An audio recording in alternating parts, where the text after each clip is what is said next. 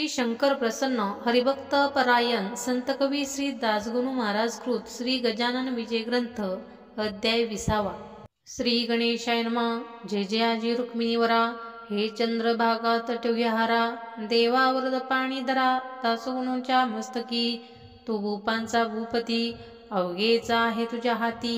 मग माझी फजिती कारेसी मांडलीस. माझे पाप ताप दहन करा कृपा कृशाने करुण. राहो आनंदी सदा म्हण तुझे भजन करावया. यात अंतर केल्यास वृथा तुला लागेल दोष. खऱ्या थोरांनी आपणास बट्टा लावून घेऊ नये. म्हणून हे श्याम सुंदरा राही रुक्मिणीच्या वरा. पांडुरंगा परम उदारा माझी इच्छा पूर्ण करी. असो समाधिस्थ झाल्यावर श्री गजानन साधूवर म्हणू लागले नारी नर. आता काय हा शेगावी. शेगावीचा ज्ञान बसती असता गेला निश्चिती. आता काय ते माती राहिली आहे निवळ. समुद्राचे आटल्याने र वा पुष्पवतरूंचा गेलावर. कोण त्यांचे करणार कौतुक या जगामध्ये.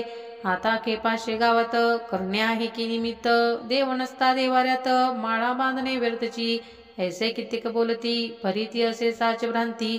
महाराजांची दिव्य ज्योती अदृश्य आहे तेच ठाया. जेवी इंद्रियांचे तिरी ज्ञानेश्वर समाधिस्थ जरी. ते आहेत भेटले वर परी तेच ठाई भाविका.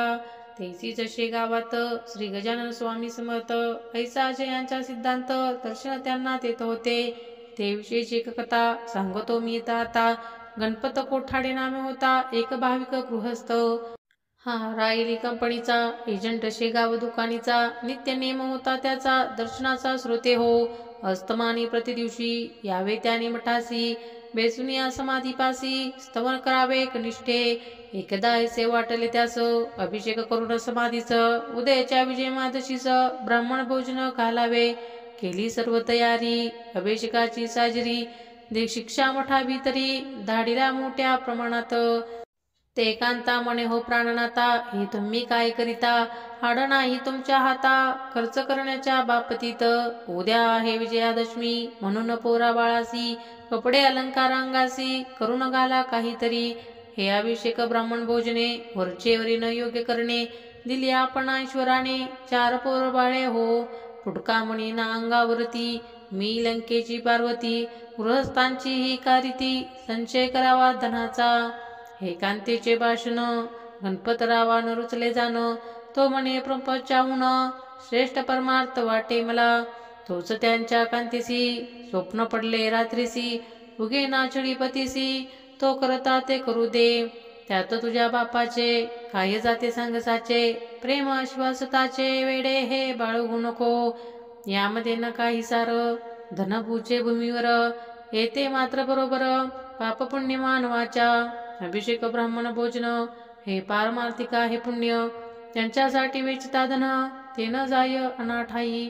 पेरलेल्या बीजापरी त्यांची स्थिती होते खरी. म्हणून सांगतो तुला पोरी अडथळा त्या करू नको. ईर्ष्या पाहून स्वप्नास सांगती झाली पतीस. तेने गणपतरावास हर्ष झाला विबुध हो. आले का हे प्रत्यंतर महाराज येते ससाचार. सोडून घ्या विचार आजपासून काहीतरी.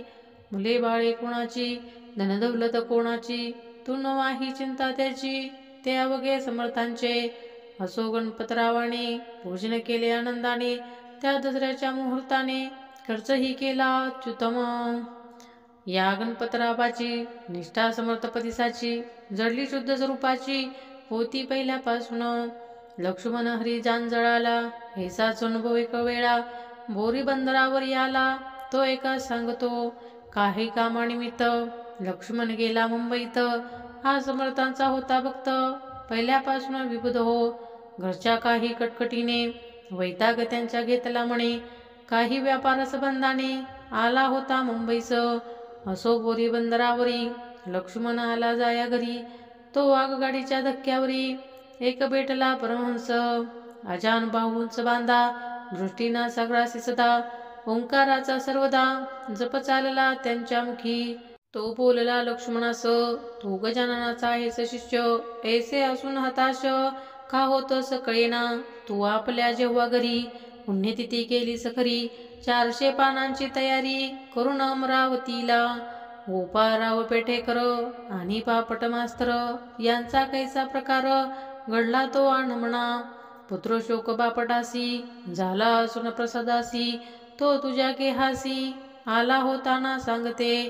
पेठकरांचे ब्राह्मण भले सांग कशाने राहिले. अरे गजानन स्वामी गेले त्या अभयंतांच्या स्वप्नात. उपदेश करून दोघास आणले होते प्रसादास. हे कैसे विसरलास सांग मला एवेळी. खुणेच्या गोष्टी ऐकून सांशक झाला लक्ष्मण. म्हणे हा असावा कोण हे काही कळत नसे. लक्ष्मणे त्या संन्याशाला आदरे नमस्कार केला. तो पाहता पाहता गुप्त झाला बोरी बंदर ठेचनासी.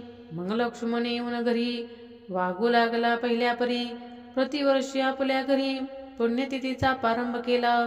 अवधूत जयराम खेडेकरासी राहित साहित गावासी भेटते झाले पुण्यराशी संन्याशाच्या वेशाने. एक माधव मातंड जोशी कळंब कसुरग्रामासी आला मोजणी करावयासी जमिनीची स्रोते हो. हा सरकारी नोकर होता रेव्हन्यू ऑफिसर. त्यांचा गजानन साधूवर पूर्ण होता भरवसा. दिवसभर मोजणी केली पुढे त्याची इच्छा झाली अस्तमानाच्या समयाबली शेगावस जाण्याची. आज गुरुवार आहे दिन घेऊ समर्थाचे दर्शन ऐसा विचार करून आज्ञा केली शिपायाला. जोडा पुली वेगे दमणी जाऊ शेगावाला गुणी. रात्र तेथे काढूनी येऊ सकाळी परत पुन्हा. तई तो शिपाई कुतुबुद्दीन बोलला कर जोडून. आबाळ आले भरून याचा विचार करावा. मन नदीला पाणी भले आहे थोडके आता आले. पाही पाणी व कुढूळ झाले म्हणून केली विनंती. जोशी म्हणाले त्यावर अरे आता हो नदी पार.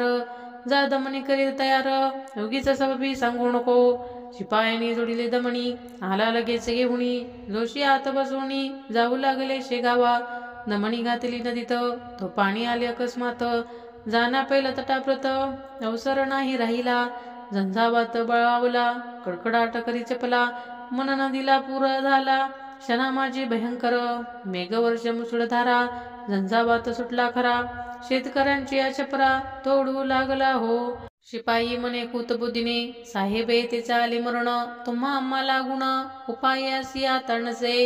तई माधव मार्तंड जोशी घाबरे झाले निज मानसी. बाहू लागले समर्थासी करुणायुक्त वचनाने. हे समर्थ गजानना रक्षणा आमुच्या करी प्राणा. अशा संकटी तुझ्या विना त्राता न कोणी आम्हा ते. कथा ऐकली पुराणात जहाज बुडता समुद्रात. त्यास संताने देऊन हात रक्षण केले सर्वस्वी. तुही संत सामान्य ब्रह्मावेता कृणघन करी आमुचे रक्षण येऊन या पुरामध्ये. दमणीत आले जीवन बैल गेले घाबरून. मग जोशी पुढे होऊन बोलते झाले शिपायास तू आता मागे सर. हवलियांचे भजन कर तेच नेतीला आपण अपार. त्याची चिंता करू नको.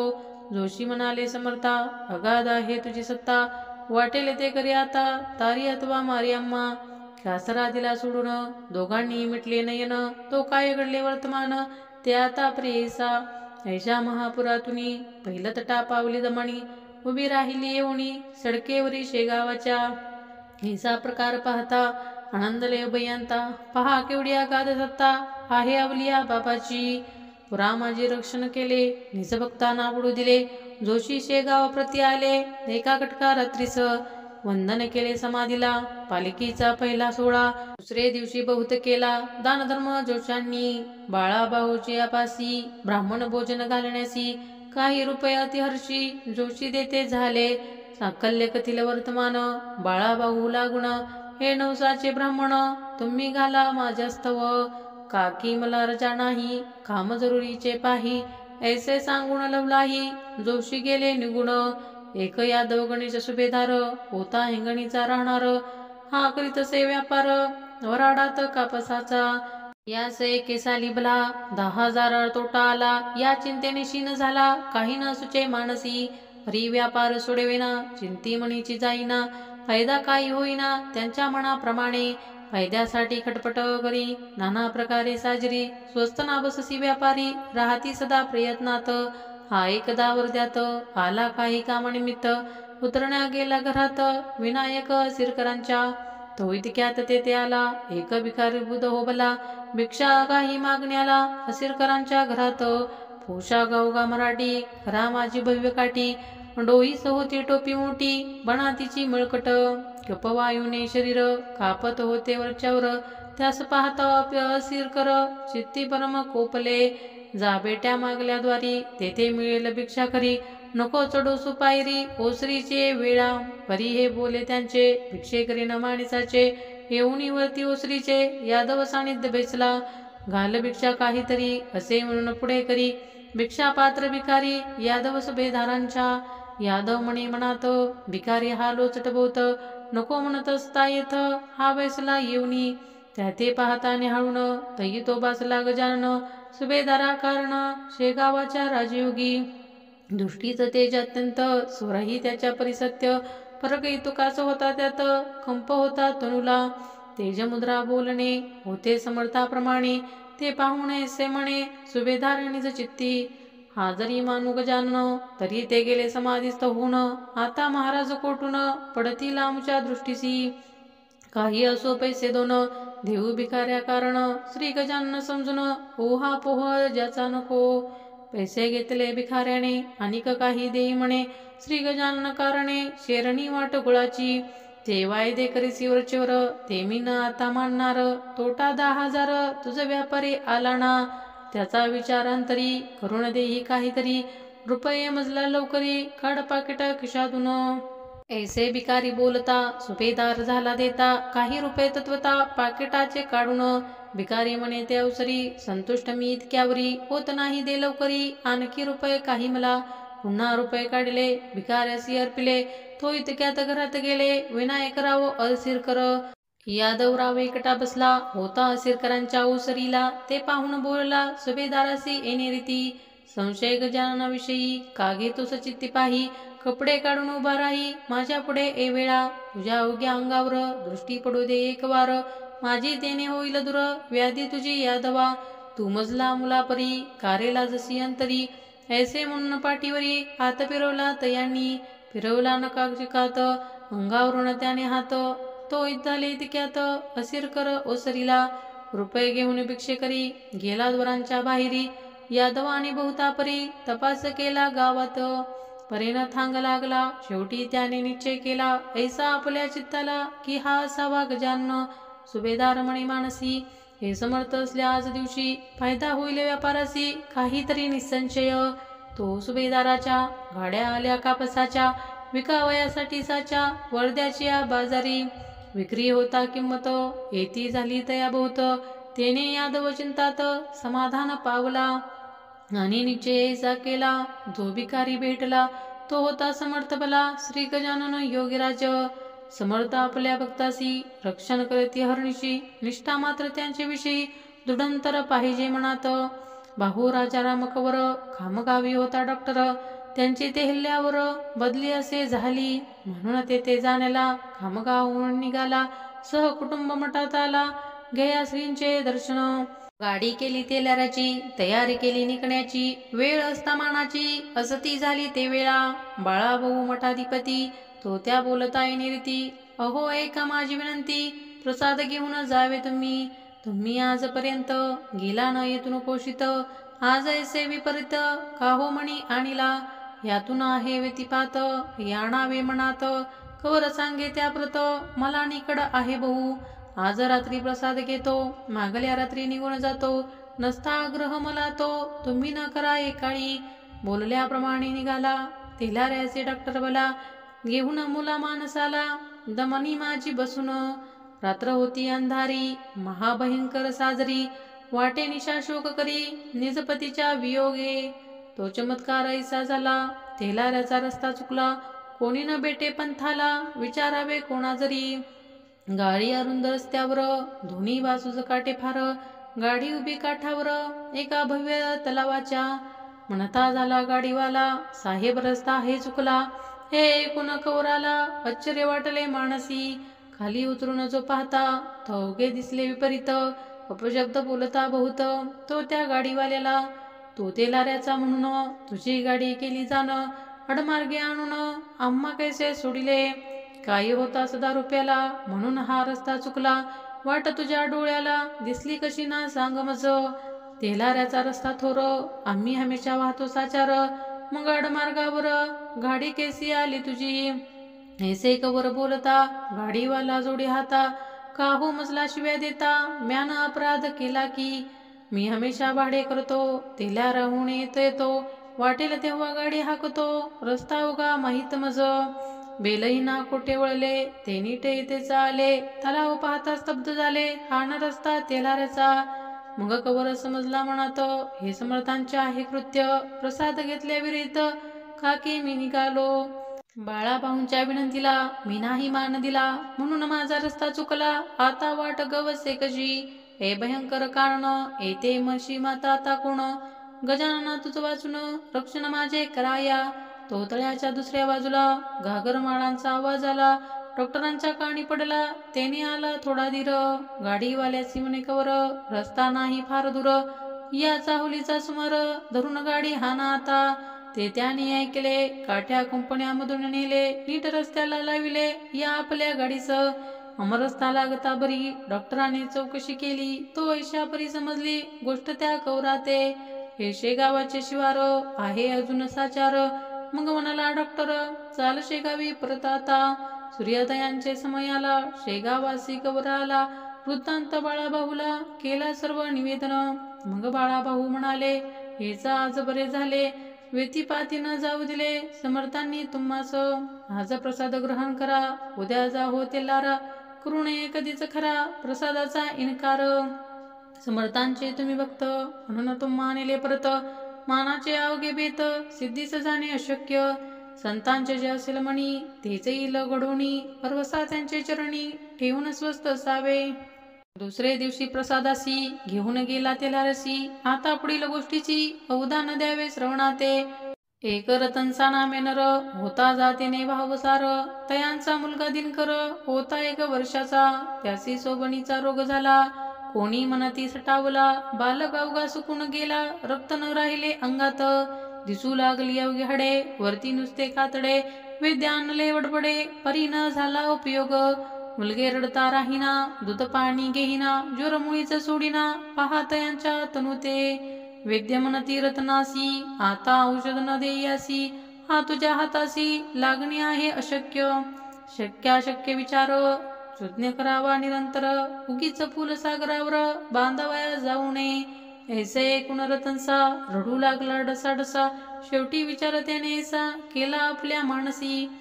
एवी तेवी मरते पोर, माझे आता साचार. पाहू करून एक वार, उपाय हा शेवटचा. दिनकराचा अंतकाळ आला होता ती जवळ. घरची माणसे सकळ लागली श्रोते रडावया. हात पाय गार झाले, नेत्र तेज मंदावले. मुनकाटाचे सोडिले ठिकाण पहा नाड्यांनी. ऐशा स्थिती माझारी, रतनसाने पुत्र करी. घेऊन ठेवले असे द्वारी, नेवणिया समर्थांच्या. आणि केला त्यासी नवस, पुत्र माझा उठल्यास. शरणी वाटीन तुम्हास मी 5 रुपयाची. तुम्ही पावले अवघ्याला, त्याचा अनुभव द्यावा मला. मी आहे आपल्या, माझी उपेक्षा करू नका. माझे मूलद्वारात, तुझ्या जरी झाले मृत, तरी अवघ्या वराडात तुझे होईल नाचक्की. अमृतापरी तुझे चरण, आले सांगता माझन. हे स्वामी गजानन, कृपा करा यावाला. पुत्र न माझा उठला जरी, मी डोके फोडीन पायावरी. तुझ्या आज निर्धारी, ऐसा निश्चय मणीचा. अमृततुल्य तुझी दृष्टी, त्याची करावी आज वृष्टी. नको करूस मला कष्टी, महापुरुष गजानना. त्यास काही वेळ झाला, तो प्रकार ऐसा घडून आला. मूल हाता पायाला हलवावया लागले. नाडी आली ठिकाणी, रुदन करू लागले जाणी. तो प्रकार पाहुणी लोक सारे आनंदले. समर्थ कृपा झाल्यावर, राहिलो कुठून त्यादर. सूर्याची आज समोर, तमाचा तो पाड नसे. दिनकर थोडे दिवसात, होता झाला पूर्वत. नवस असला श्रद्धायुक्त, तो फळे हा न्याय असे. दादा कोल्हटकरांचा पुत्र राजा नावाचा, आहे प्रसाद समर्थांचा. संत कृपा अमोल करी. कन्या रामचंद्र पाटलांची, चंद्रभागा नावाची. जॉन 18 वर्षाची, लांडेगाव सासरजीचे. यसता क्रोधर, प्रसंग आला दुधर. प्रसूतीची वेळ फार, कठीण स्त्री जातीला. लांडेगावून माहेरी, चंद्रभागा आली खरी. प्रसूती तव निर्धारी जनरीतीप्रमाणे मोठ्या कष्टाने प्रसूती झाली तिची निश्चिती. तोच चंद्रभागेवरती ज्वरे आम्ल बसविला तो होता अनवरचर्व. थकून गेले डॉक्टर औषध उपचार केले फार.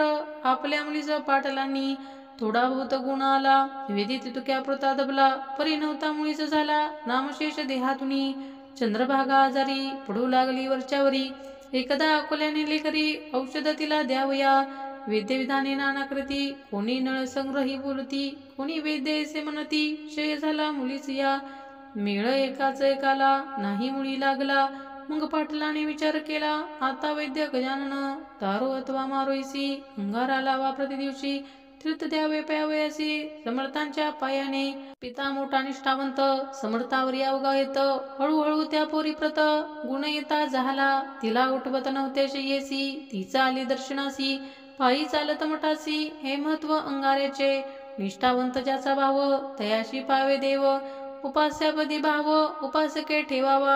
रामचंद्राची अंगना जानकाबाई सुलक्षणा परी देवयोगे सुटेना तो भोगल्या वाचुनी. वाताचा झाला विकार जानकाबाईचा साचार. पोट दुखे वरच्यावर काही उपाय चालेना. औषध देता दंबेवात पुन्हा ओठे पर्वत. हेचा क्रम दिवस बहुत चालता होता श्रोते हो. त्या वाताची अखेरी होती झाली मस्तकावरी. मेंदू बिघडला निर्धारी गेली जाणीव मावळून. वेड्या परी करावे वाटेल ते बोलावे. कधी उपाशी निजावे कधी बसावे जेवत. कोणी म्हणती लागले भूत कोणी म्हणती रोग सत्य. काही वधू लागले तेत हा करणीचा प्रकार असे. काकी जितके असती जमेदार त्यांचे असते बाकडे फार. दुबळा आपल्या दावी जोर चेटुकी करणी करुणिया. औषध उपाय बहुत केले जाणतेही आणविले. अंडे बहुत बांधिले करी जानकाबाईंच्या. पाटील घरचा श्रीमंत तो सापडला अडचणीत म्हणून येता झाला होत. अवघ्या त्या दांभिकांना कोणी अंगात आणावे वेडांचे निदान करावे काहीतरी सांगावे. धनास्तव पाटलाला तो बिचारा सारे करी कांतावरी न होय परी. विचार त्याने अखेरी ऐशा रीती ठरविला. वेद्याता गजानन जानता आता गजानन देवऋषी आता गजानन तो जे वाटेल ते करो. माझी बायको सून त्याची ही भावना माझी साची. आता अन्य उपायांची गरज नाही आम्हाला. तू उद्यापासून प्रांतकाळी करी स्नान मठा माझी जाऊन घाली प्रदक्षिणा समाधीसी. ते तिने पतीचे वचन सर्व थेव केले मान्य. समर्थ समाधी लागून घालू लागली प्रदक्षिणा. गेल्यान त्या मात्र वाया दया आली सद्गुरुराया. वातविकार जाऊन या निर्दोष ती झाली. खऱ्या खऱ्या संतांची सेवा न जाई वायसाची. परिनिष्ठा मानवाची जडणे ते अशक्य.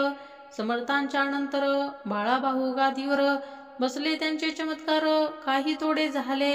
हे वैशाख्य व देवषष्टीशी शेगावी गेले वैकुंठासी. त्यांच्या मागून गादीसी बसले येऊन नारायण.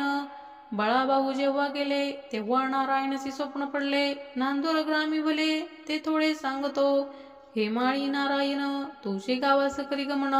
रक्षणा भाविक जनांना ऐसे मला वाटते. ऐसे स्वप्नी सांगून निघून गेले गजानन. म्हणून आले नारायण शेगावा माझारी. काही दिवस यांनीही अधिकार चालवला ते ठाई. यांची समाधी झाली पाही चैत्र शुद्ध षष्टीला. पूर्व सुकृता वाचून संत सेवागडे जाण. संत सेवेचे महत पुण्य त्या पुण्या पार नसे. श्री गजानन लीलेचा पार कधी न लागायचा. अंबरीच्या चांदण्याचा हिशेब कोणा न लागे कधी. मी अज्ञान पामर मती नाही तिळभर. मग हा लीला सागर मुखे केवी वर्ण हो. त्याने जे जे वदविले ते मी कथित केले. लेखणीने अक्षर लिहिले परी तेन तिचे सामर्थ्य. ती लेखणी ज्याच्या करी तोच अक्षरे काढी सारी. निमित्त कारण होते खरी लेखणी ती लिहावया. तेजेच येते झाले मी लेखणीचे काम केले. लिहित लिहिते स्वामी भले श्री गजानन महाराज. त्यांच्या कृपे करून मी हे केले लेखन. येत माझे मोठेपण काहीच नाही विबुध हो. स्वस्ती श्रीदास गुणविरचित हा श्री गजानन विजय नामे ग्रंथ. आता आला कळसा प्रत कळसाध्याय पुढे असे. शुभं भवतु श्री हरिहरार्पणमस्तु. इति श्री गजानन विजय ग्रंथस्य विशोध्याय समाप्तम्. गण गण गणात बोते गण गण गणात बोते गण गण गणात बोते गण गण गणात बोते गण गण गणात बोते व्हिडिओ आवडला असेल तर चॅनलला लाईक आणि सबस्क्राईब करा. धन्यवाद.